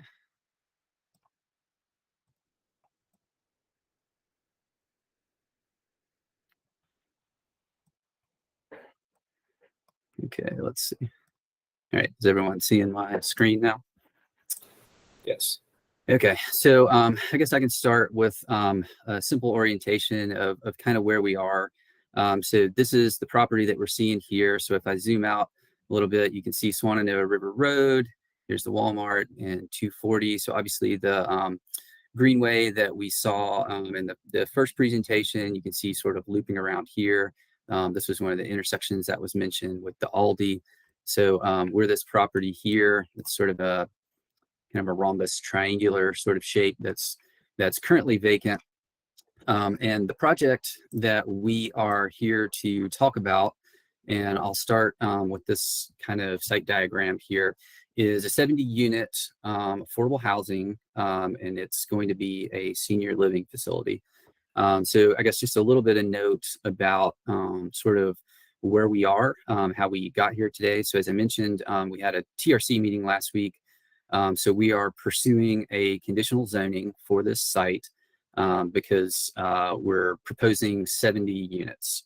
So really that's what's driving our zoning request. Initially, we were targeting a little over 40 units for this site, and in some of our preliminary conversations through TRC with the city, we heard a strong desire and support to try to increase that number. So we did a series of design studies to sort of see, at least from a kind of massing and site diagrammatic standpoint, what we felt we could fit within the site and make work with our parking and other sort of constraints. And so we've gotten to 70 units, and just this week we've received some data back from the State Housing Authority that the market study suggests that there is a strong need, as we heard and suspected. So we're pursuing 70 units for this site. So this project is pursuing funding through the Low-Income Housing Tax Credit Program. So that the sort of final application for that will be in May, and part of that is that we need to have the zoning in place prior to that. So we're still at a fairly conceptual level of design in terms of resolution, sort of working to get zoning in place, and then if we're successful and notified later in the summer around August, that we have funding, then we would really proceed into full design. So that's kind of where we are, I guess, in the process. So you can see the overall site here. This is Swannanoa River Road down below, Governor's View up here on the top. So the site currently, if I can switch back over to Google, you can see is empty, surrounded by some light industrial, obviously some big box. We've got the Walmart over here, Aldi store here, car wash here. But there is a residential neighborhood to the north, sort of up the slope, up the hill. So this site is just a little over 3 acres, so fairly constrained for the program. This northeast corner, the little flag here, is a fairly wet portion of the site. So we're trying to stay away from that. There's one existing access off of Governor's View Road, and we're proposing to shift that slightly a little bit to the east, and then add a new one along the west side so that we've got a loop circulation through the parking lot there. And then providing enough for sort of fire access around the building. You have the parking located along Governor's View Road, which is obviously a much smaller road, so that pushes the building back a little bit towards Swannanoa, which is larger, higher traffic road. We're trying to keep a good east-west orientation so that we've got good solar exposure. And you can see there's some sort of conceptual landscaping indicated here. I think you got a copy of our sort of draft landscape plan as well that includes a lot more of our buffers as well as our street trees and planting. This was something just sort of diagrammatically prepared. The building is an L-shaped partie, very simple layout of a double-loaded corridor, which we'll look at in a second. But you can see, again, we've got primarily parking to the north, and then we have our outdoor amenities that are located on the south side. And those include, we've got some walking trails that sort of loop around the site. There'll be outdoor picnic areas, some raised garden beds, that sort of thing that at this point, again, we just sort of have conceptual placeholders for those, but we're working with our landscape architect to sort of integrate those into our planting plan. Just some other sort of site design things to note. This property is in a floodplain, so we will be elevating the building pad and parking lots up, which will require some retaining walls along the perimeter of the site that you can see here. So it'll be similar to what's actually at the Aldi next door, where there's kind of a step down as it moves towards the road. We are proposing sidewalks along both sides, along with sidewalk connectivity north-south through the site.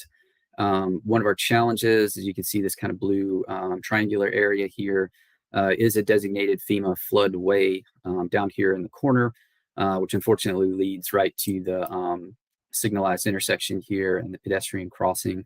There is an existing bus stop there that we've been working with the traffic department through TRC to work about sort of shifting that out of the floodway and looking at the best location for that, but that is going to remain, and we'll actually get a new shelter and not just the sort of stop as part of this project. But all of that, along with a sewer easement that exists here along the south property line, has actually pushed the building up to the north another probably 10 to 12 feet since this has been developed, which gives a little bit more open space, we hope, between Swannanoa and the building. So hopefully to help support those outdoor amenities, including the seating areas and that sort of thing as we move around.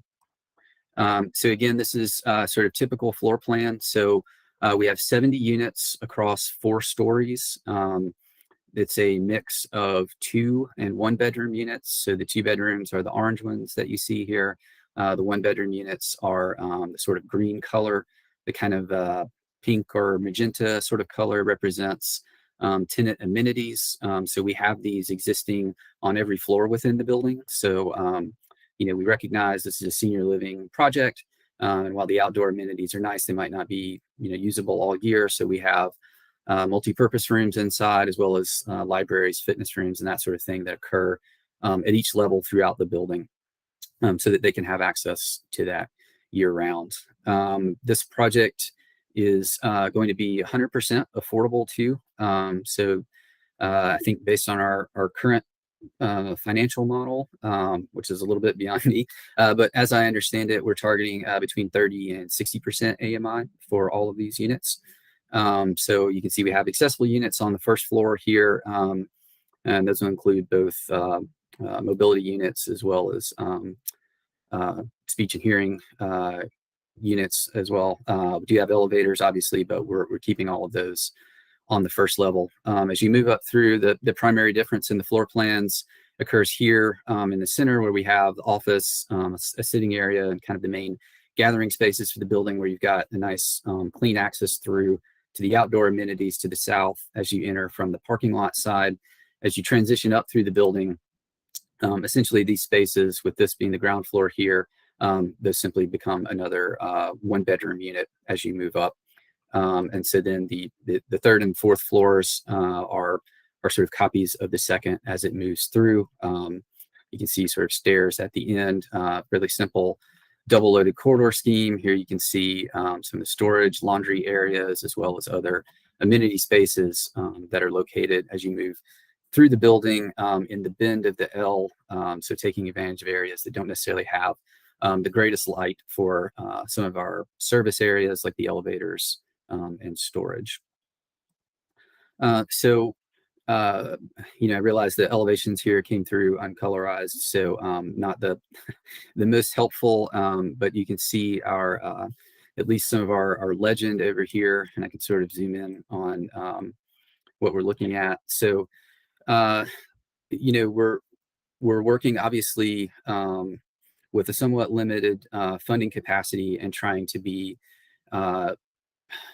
judicious, I guess I could say, with our choice of materials. We currently have another project with the North Carolina Housing Authority where we designed around a series of stucco brick and cement board siding, and just because of cost escalation, we're now in a process of redesigning that as it's on its way to construction, just because the agency doesn't have the funding to support that. So we've been asked to move back and look at options of vinyl siding and that sort of thing. So with this project, we're trying to sort of start there, proactively think about how we can really prioritize materials. And so what I would say is probably our bigger design move is we're looking at using a synthetic stone veneer. So what we're showing here is something like a cultured stone. It could be Eldorado stone or any of the other sort of manufacturers. We haven't necessarily nailed it down yet. But the idea of this sort of river rock and a combination of siding, so both vertical and a board and batten pattern, horizontal, and some shakes, and looking at that in combination. So again, nothing that's relatively super innovative or unique to this housing typology, but something that we know can be successfully employed. And so trying to use this stone to give the building a strong base and sort of anchor it down. And, obviously listening to previous conversation, hearing the discussion of, the typical strategy that we've employed here of using verticality to break this up. I think that, you're all aware of, I would imagine, some of the constraints that we're under. It is a 200-foot long facade, particularly on this long side. The other side of the L is not quite as long, so we do feel that some sort of articulation is necessary, as well as required by the housing design guidelines. So we have certain distances we can go before we have to have sort of breaks in plane of the facade, or break in the plane of the roof. And that sort of thing. So, there is a strong sort of push towards this sort of traditional approach, but that's certainly something that we're open to discussing, as we move forward, for this site, and what the committee feels is important. But the sort of horizontal transitions are something we've tried to avoid, because that comes with a sort of mandatory trim band and color change at each level. And that sort of candy striping layer cake, I think is really not going to be successful on a building that's got this sort of length of facade. So we've tried to avoid that, to keep a restrained palette of sort of continuous applications of materials to get a variety of texture, where we have the shakes on these sort of main vertical elements, horizontal siding, excuse me, on these elements sort of in between, and then anchoring at the ends with our vertical siding. And so that's a strategy that essentially carries around the building, as well as these stair towers that are here on the end, keeping them very simple, trying to get some windows in there so that we have nice light at the end of the stairs. And then all of these looking at sort of a more muted palette of earth tones.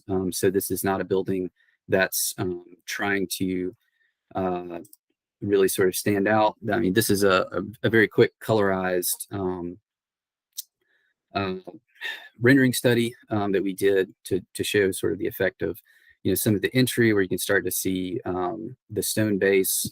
So again, all of these colors are sort of, first draft at some materials that we might choose to try to work with this kind of natural material palette. I think beyond that, we've got, this is the landscape plan here, where you can start to see some of the other additional landscaping that I was talking about, and some of these paths and things that we're working to better integrate, looking at options, particularly here at the entry, possibly at the picnic areas, where we could do some sort of accent paving, whether that's an actual change in material of pavers, or perhaps we could look at even just something as simple as a creative score pattern and use of some stain on concrete, just to create something that's a little bit more of an interesting focal point, where we have these kind of outdoor seating areas for people to move around. And then obviously the plant list as well, you can see what's proposed for that. Beyond that, we have some civil drawings that I think were included, and we could look at some of the other sort of technical grading challenges and that sort of thing on site if you're interested. But I think that's really maybe a good place for me to stop and start to hear some of your comments. Thanks. Does anybody have anything right off the bat? Let's see. I am an architect, and I do LIHTC, and I totally understand the need to keep materials inexpensive. That is a problem that I deal with as well.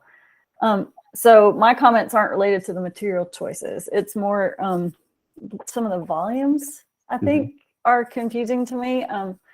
Like when I look at the north elevation, it seems like you've got these pitched roofs on the end, but the windows aren't centered. And I feel like with that pitch, it feels off. And some of the roofs poke up higher than the main roof, and I'm not sure why. The stair towers poke up. And then there's another one that pokes up higher than the main roof. And I just feel like the massing in the roof doesn't really make sense to me yet.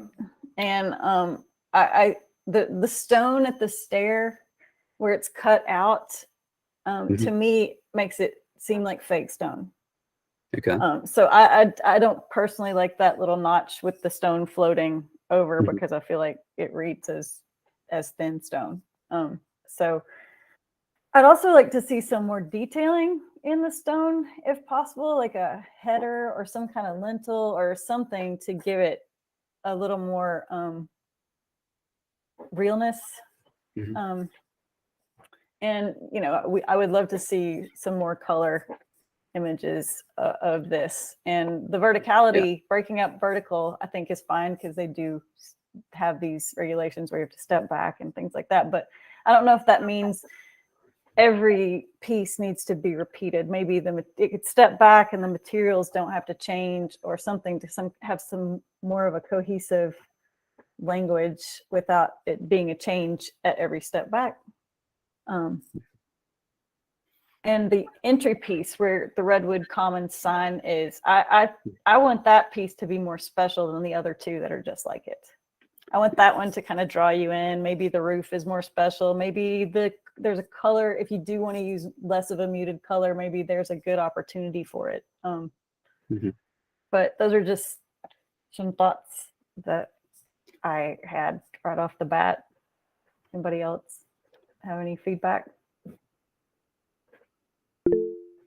Ricardo? Thank you for those comments. I guess one thing that I think it just, and I don't really know the I guess formal process here, but and it's a little weird because I'm not sure how when I'm presenting to see y'all as well as what you're seeing on my screen. But some of this with the stair, I think that's a good comment with the notch. I mean, we do need to provide a covering at that exit, and we're trying to find a way to do that without just sort of sticking something else on the building that's going to become a leaf trap. But I think we can find a way to do that. That maybe doesn't, and it reads pretty harsh with these, sort of Revit shadows that you're seeing here. And, part of this is the ability to we're trying to use the stairs just to get up into the attic.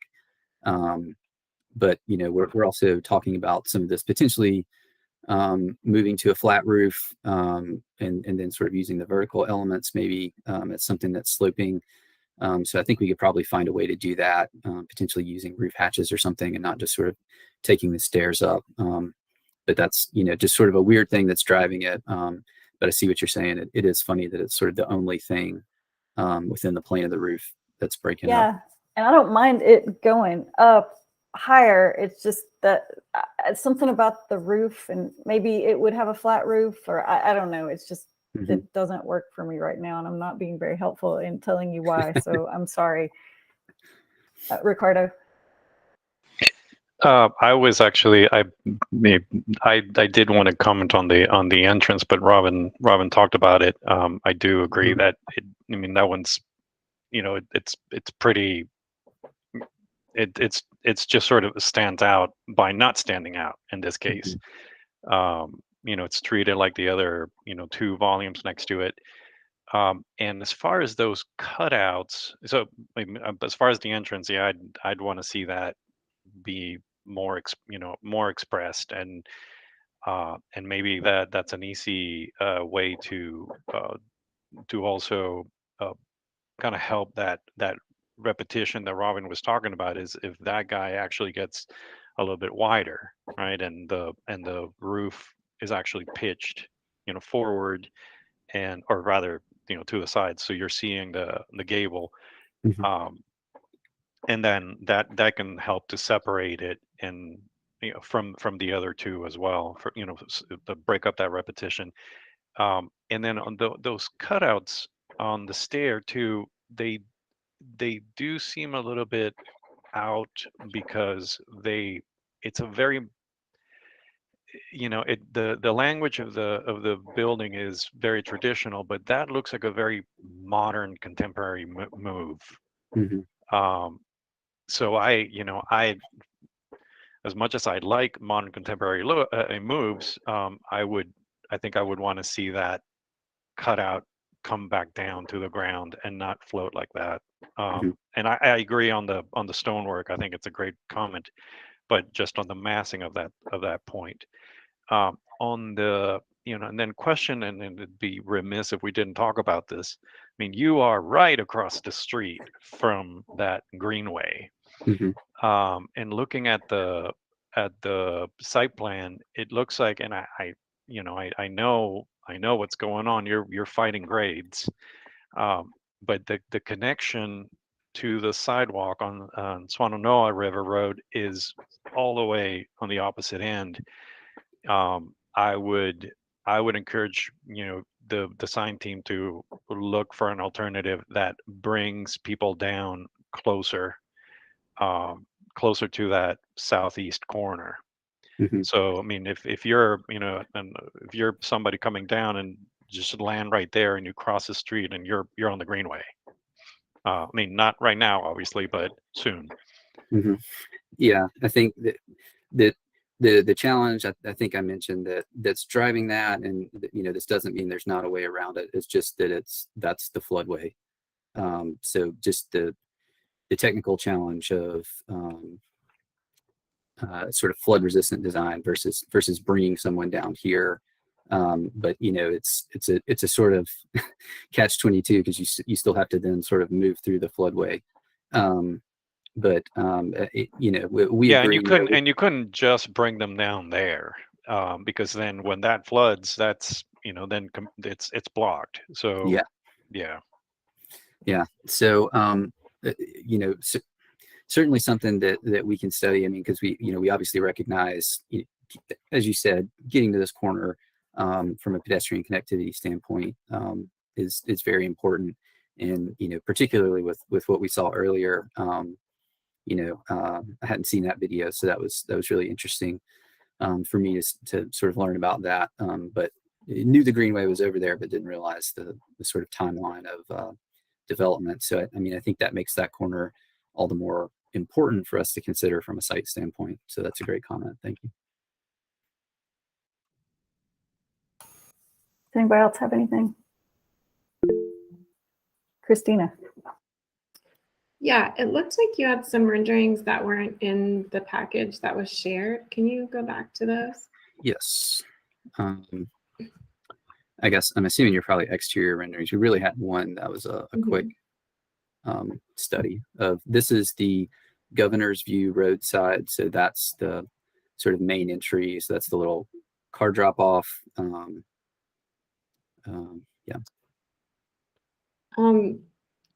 I guess I am going to comment on the materials. I understand the limitation of your finances, but I'm just curious if there's not some inexpensive materials that could be other options that don't. It feels dated to me. Okay.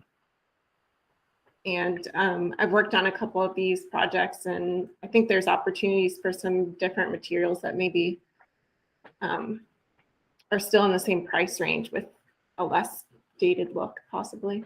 Mm-hmm. I mean, we've talked a lot about, hardy siding is one thing. They obviously have panelized systems. You don't necessarily have to step up to something like, the Equitone or Nichiha. That's a higher end. Hardy has, essentially 4x8 panelized system that, we could explore for some of these that would give, more panelized. I mean, part of the challenge of this too, with the verticality of it, the scale of the thin siding, the board and batten, especially I think moving vertically is not as successful as I would hope. I think sort of larger scale panelized system probably would read a little bit better.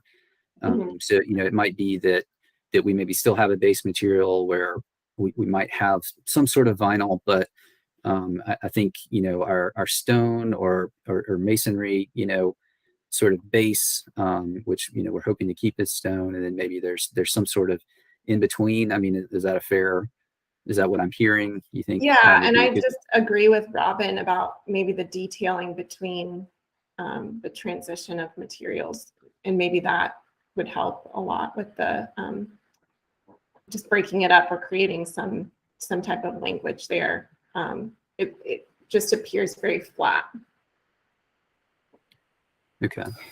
Yeah, in that rendering, I was looking, and I mean, the windows are so small, and there's so much space between them, especially where the bedrooms are and those bump outs. That vertical siding, yeah, I think if you could pick something maybe that was larger, and I don't know, it would feel like there was less of a vast space between the windows. No, I think that's fair. I mean, it's several of you have mentioned you're familiar with the sort of typical repetitive nature of this, trying to find the balance of economy and variety. So I mean, I think these are all really great comments. There's obviously been studies, what gets to be a double, what gets to be a single. How do you I think that could potentially be something that we could revisit.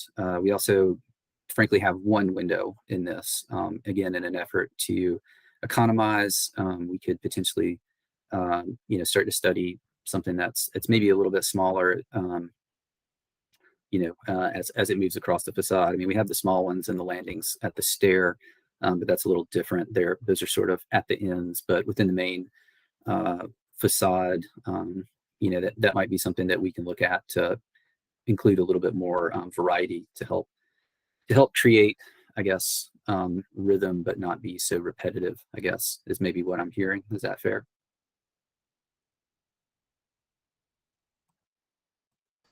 I think that's fair. Does anybody else have any comment?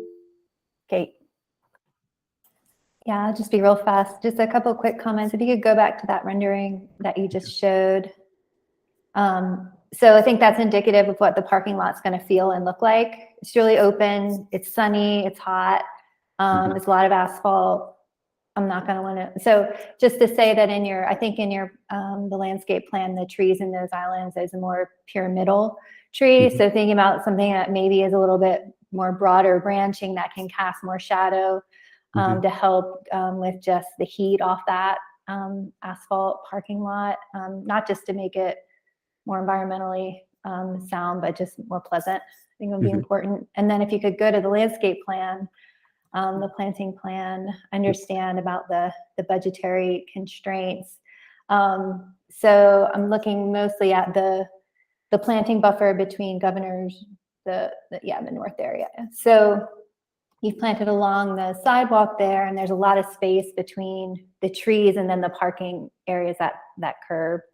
And so I noticed that there's like some dwarf variety specified, and I think we're probably going to want to cover as much ground as we can.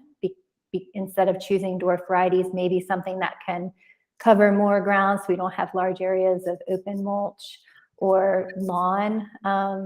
So maybe just thinking about that. And the reason I say open mulch is because inevitably they're going to use Roundup to keep the mulch just mulch and not weeds, and that's directly going into the stormwater and then directly into Swannanoa.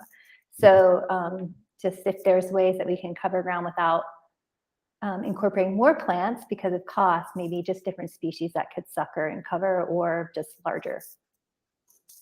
Okay. Those are great, Kate. Thanks. Does anybody else have anything? Ricardo. Robin's going to hate me. I'm looking. I'm just thinking about it's kind of going back to the first project a little bit, or the previous project rather. The way that the stone is coming up to the windowsill, it's kind of just coming up and kind of choking up against it. I think I would suggest pulling it down a little bit from that windowsill and letting the window, giving some breathing room around that window.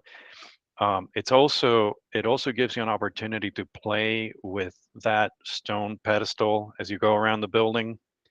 Right now you have basically two heights. You have, the recesses are down to the first floor windowsill, and then the bump outs are coming up to the second windowsill. I don't, I might even get rid of the stone at the recesses where it's so low anyway. I don't know if you're looking for some sort of protection for, almost like a, vertical mow strip sort of thing, but you can achieve that, in different ways too. If you're still looking to, get that siding off the ground, and then that's what that's going to allow you to do is take, the same materials that you have, it's the same, square footage of material of stone that you have, and, horse trade around the building. So you can, going back to that entrance, for example, you can bring that stone higher up, even all the way up at the entrance, and then bring it a little bit lower at the corners, and then bring it down at the, the flanking bump outs. But yeah, the comment is really like you have those two datum lines, and they're just tight against that window, and I think giving that window, and the material around the window time to resolve, space to resolve itself will will help. Okay. Yeah. I understand. We do have a part of the requirements are a sort of continuous masonry base. There's a minimal dimension, but that might be something that's sort of written for a general case. So it might be something that we can talk to them about if we did sort of take that out. Like you're saying, in certain areas as a trade. For others, that could be something that we can look at. But I think either way, the comment about the transition at the sill, I mean, it's again a fairly sort of abrupt. We do have a the sort of sill cap that comes with these stone systems, but it's really only like 1.5 inches, 2 inches, so it's not like maybe a row lock brick that's got a little bit more depth. And even with we're anticipating a little bit of a projection for water management as well as just shadow lines. I don't think it's not going to read like a very strong sort of datum. So that's something we can look at, the relationships of the windows. Thank you. We had a public comment email about the entrance from Governor's Drive. This person was concerned about the narrowness of Governor's Drive and was wondering if there was any talks to use the entrance to the Aldi that shared, or have that be a shared drive. So, I mean, I don't know what the deal is with that. I'm just letting you know what the comment was. Mm-hmm. Yeah, there's really, Swannanoa is complicated as an entry point for a number of reasons. A lot of it just because of the proximity. I can switch back over to the site plan to that intersection. I guess we can see it here. Trying to get the distance where we need to be sort of away from that and have manageable traffic and otherwise work with the site. It's very difficult. And again, just with the floodway down in the corner, even in our initial conversations in TRC, we started with sort of one entrance here, and we're trying to make that work. And just with the parking requirements and traffic flow, we feel it just works a lot better and makes a lot more sense along Governor's. So that's kind of how we got there. Okay, thanks. Chair, I know there was a question of whether we open for public comment for informal Yes. review items, but we actually do have a caller. Oh, okay. But I don't know. I'll just leave that up to you whether we. I think we are at that point if the caller's on the line. Okay, I'll go ahead and add them in.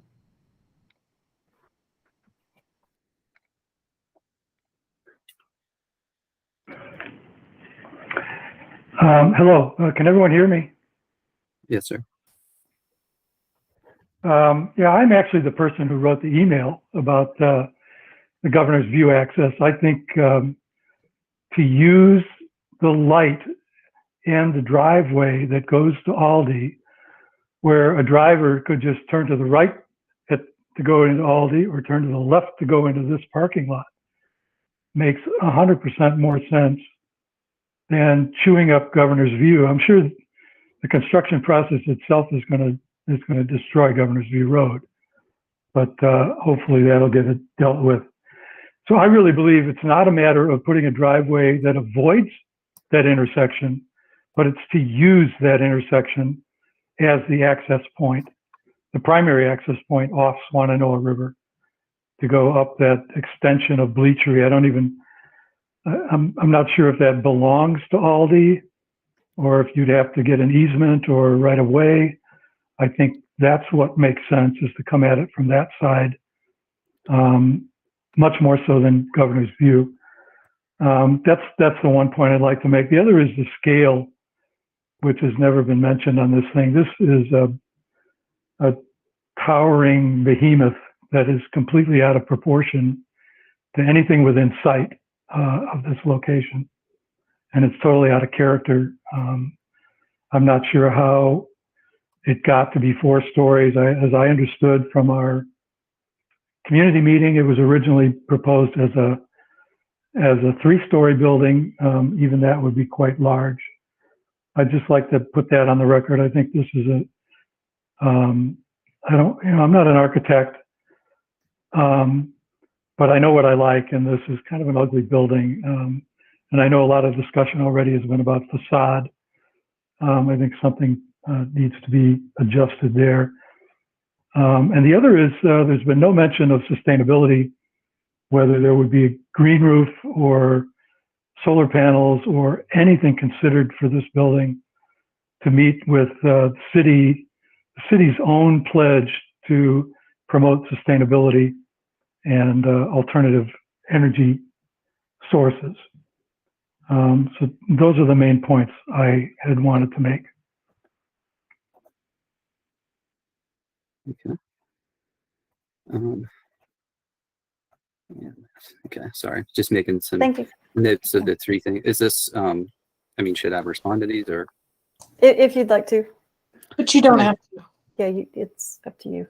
Okay. Well, I mean, a couple of easy things for sustainability. I did fail to mention, you know, as part of this process, this will be pursuing a green building rating. At this time, we anticipate doing Energy Star for multifamily. That's typically what we use. So we have a third-party consultant who will be part of our team to help us sort of guide through that process. You know, at this time, we're still very early in design. You know, vegetated roofs and you know, solar panels and that sort of thing. You know, haven't really been discussed. You know, as a wood frame building, you know, the vegetated roof is possible, but challenging. At least planning for solar panels is something that, you know, I think we will definitely be discussing. All of that's down the road. I can't promise that it would be included because, again, a lot of this, you know, is just sort of subject to the funding that we can get, and those are simply not sort of base design requirements for the state. So they're typically not funded unless we can find a good creative way to work them in, and you know, hopefully we'll be able to do that. You know, in terms of access, you know, the access that was mentioned goes through the adjacent property. So, you know, it's hard to see here, but if you can imagine this little flag that I talked about in this, you know, adjacent property, you know, is just different. That's, again, yes, off our site. That would be cutting us off. So, you know, we're really not in a position to get that easement. So Governor's View, again, is the simplest access that we can get. So that's what we're proceeding with for now. And to the question of massing, yes, I mentioned in my presentation that, you know, we did start out as a 2 to 3 story building and a lower number of units. You know, and in our discussion with the city, you know, we heard support for us to explore going to a larger building. And so we did that, and that's, you know, how we arrived at 70 units. So, and that pushed us up to 4 floors, just because we don't, you know, we don't have the site area to spread out or to break this into multiple structures that might be lower, just because of the parking requirements and buffers and other challenges of the site. So, you know, there are, you know, sort of 1.5 and 2 story buildings, big box development around us. So we've tried to, again, sort of push the building to the middle of the site to kind of mitigate the scale, particularly along Governor's View, which is a more narrow road. Yeah, and I think otherwise just the articulation of the massing, you know, again, trying to break down the scale of the building, but it is a 4 story building in this context.